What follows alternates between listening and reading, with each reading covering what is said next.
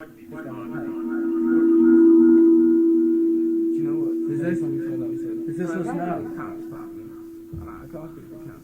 Yes, it is. Yes. I bring it. And, well, it all started there. There. It all started there. Back on the docks.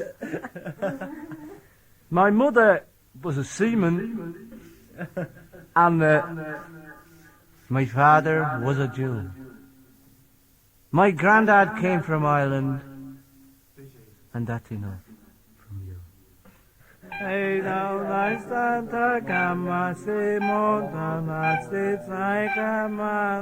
In the summer of 1965, Paul McCartney became a regular visitor to my flat in Hanson Street in the West End of London. He was very interested in the contemporary art scene, and I would play him avant-garde jazz records and electronic music, and lent him books and magazines. In turn, Paul introduced me to R&B and little-known Motown tracks. We discussed the idea of releasing an audio equivalent of the avant-garde magazines, where, instead of a review of a poetry reading, listeners would hear extracts from the reading itself, or maybe clips from concerts, rehearsals, or even items from the third program that people might have missed.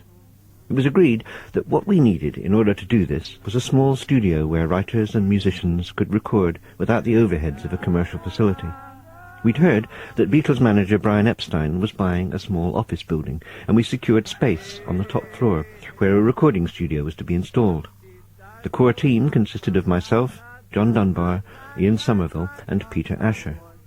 Our first release was to feature a long electronic piece by Paul McCartney, a Mutter poem by Pete Brown based on the work of Kurt Schwitters, and a story. But when Epstein decided against buying the building, Paul found us temporary accommodation at Ringo Starr's old flat in Montague Square. What's happened to the tape recorder? The carousel of life.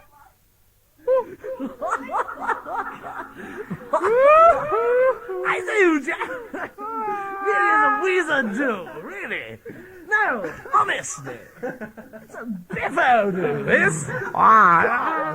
The sounds of a happy party, recorded live at the Apollo basement in Montague Square. We have some echo on this, please.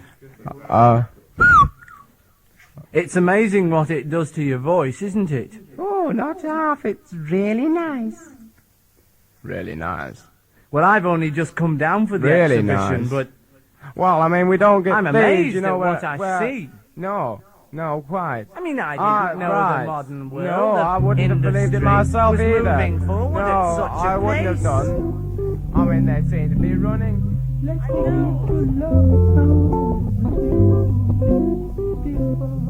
Paul paid for Ian Somerville to equip the flat at Montague Square with a pair of Revox tape recorders, microphones, and so on, and Somerville moved into the building so as always to be on hand to engineer. No records ever got made there, but Paul used the studio to demo songs such as Eleanor Rigby. William Burroughs was a regular visitor.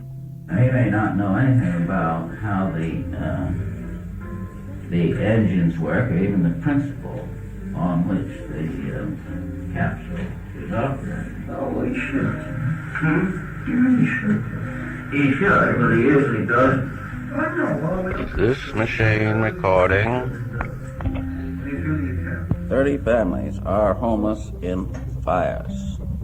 Police said the dead man, Thomas Walton, of 371 West 116th Street, apparently touched off with accumulated grease in the kitchen exhaust ducts, had caught fire, and I wished I knew. Evacuated, were allowed to return later. Customers of McGinnis Restaurant at Broadway and 48th Street got their dinner free last night, or at least as much of it. I beg your pardon, sir? Hello? We're still on the line, you know.